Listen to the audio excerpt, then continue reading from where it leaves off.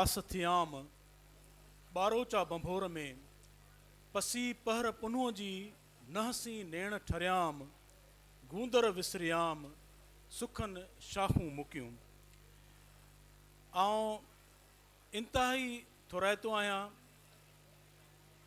सिंध जे आलमनि, अदीबनि, उस्तादनि, शागिर्दनि ऐं हिते मौजूदु असांजा जेके ख़ासि महिमान आहिनि, जेके स्टेज ते मौजूदु आहिनि, उन्हनि जो जिन असांजे हिन ॿारनि लाइ शाह लतीफ़ जे मेले में अॼु हू शरीक थिया आहिनि ऐं असां सां गॾु आहिनि।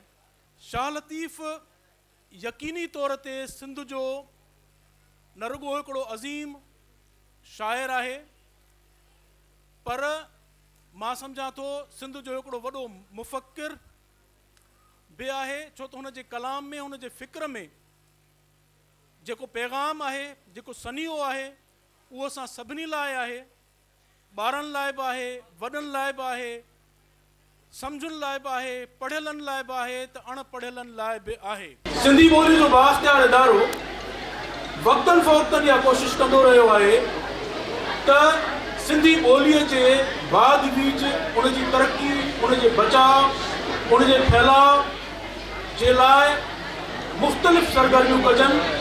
हिन खां अॻु में असां हिन क़िस्म जूं खोड़ सारियूं सरगर्मियूं करे चुका आहियूं जेके अव्हां जे साम्हूं आहिनि, पर हिन भेरे असांखे इहो ख़्यालु आयो त सिंधी ॿोली जो बचाईंदड़, सिंधी ॿोलीअ जो मुहाफ़िज़, सिंधी ॿोलीअ जो जेको सभ खां अहम जेको माण्हू ऐं नालो आहे, हवालो आहे, सिंध जंहिंजी सुञाणप टिनि हवालनि सां आहे, मोहन जो दड़ो, सिंधू दरिया ऐं टियों आहे शाह लतीफ़। त असां चयोसीं त शाह लतीफ़ सां असां जेकॾहिं पंहिंजे ॿारनि खे जोड़ींदासीं त असां इन खां वधीक ॿोलीअ जी का ख़िदमत नथा करे सघूं। त असां अॼु उन सिलसिले में हिते गॾु थिया आहियूं ऐं असांजा मुअज़्ज़िज़ महिमान, अव्हां सभु ॿार, उन्हनि जा उस्ताद सभु हिते गॾु आहियो। असांखे तमामु घणी ख़ुशी थिए थी। ॿ ॻाल्हियूं और रुॻो हिते कंदुसि, ॿ बेत शाह लतीफ़ जा पढ़ंदुसि ऐं इजाज़त वठंदुसि। उहो इन करे पढ़णु चाहियां थो जो मुंहिंजो बि बुनियादी तौर ते मौज़ू शाह लतीफ़ आहे ऐं शाह लतीफ़ असां सभिनी जो आहे, अव्हां ॿारनि जो बि आहे, उस्तादनि जो बि आहे, असां सभिनी जो आहे, सभई महिमान जेके वेठा आहिनि उन्हनि जो।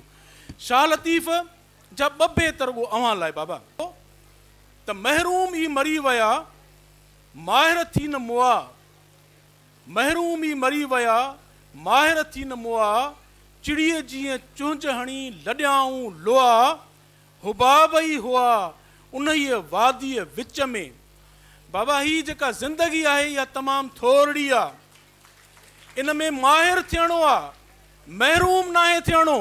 जेके महरूम थी विया उन्हनि जो दुनिया करे नालो न वठंदी, जेके माहिर थींदा, जेके एक्सपर्ट थींदा, उन्हनि खे दुनिया यादि कंदी। ही जॾहिं असां चऊं था त आर्टिफिशियल इंटेलिजेंस जो दौरु आहे, ही जॾहिं असां चऊं था त महारतुनि जो दौरु आहे, स्पेशलाइज़ेशन जो दौरु आहे, त उते लतीफ़ असांजी रहनुमाई करे थो ऐं लतीफ़ चए थो त माहिर थियो, महरूम न थियो। महरूम थी मरी विया माहिर थी न मुआ। चए थो हिकिड़ा माण्हू आहिनि जेके महारतूं हासिलु कंदा आहिनि, ॿिया महरूम मरी वेंदा आहिनि। चिड़ीअ जीअं चुंझ हणी लॾियाऊं लोआ, हिन थोरी ज़िंदगीअ में इन झिरकीअ वांगुरु हिकिड़ी चुंभ हणी तव्हां हलिया वेंदो, ही मुल्क छॾे वेंदो, तव्हां कुझु बहितर करे वञो। हुबाब ई हुआ उन ई वादीअ विच में। अहिड़े माण्हूअ जी ज़िंदगी जर जे फोटे वांगुरु आहे, पाणीअ जे फोटे वांगुरु आहे, चंद पल आहे, उन्हनि चंद पलनि में माहिर थी ॾेखारियो। ॿियो बेत शाह लतीफ़ जो अव्हांखे ॾेई ऐं इजाज़त वठंदुसि। शाह लतीफ़ जो बेत आहे त पढ़ियो पिया पढ़नि, ही शागिर्दनि लाइ आहे, ही तालिब इल्मनि लाइ आहे, ही शागिर्दाणनि लाइ आहे, ही असां सभिनी लाइ आहे। पढ़ियो पिया पढ़नि कढ़नि की न कुलूब में, पाणा ॾोह चढ़नि जे वर्क वराइनि वितरा। बाबा जीअं मूं चयो पहिरें बेत में शाह लतीफ़ चयो आहे त माहिर थियणो आहे, तीअं रुॻो पढ़णो बि नाहे, रीडिंग जी हद ताईं नाहे, पर पढ़ण सां गॾु कढ़णो बि आहे। ऐं कढ़णु छा आहे?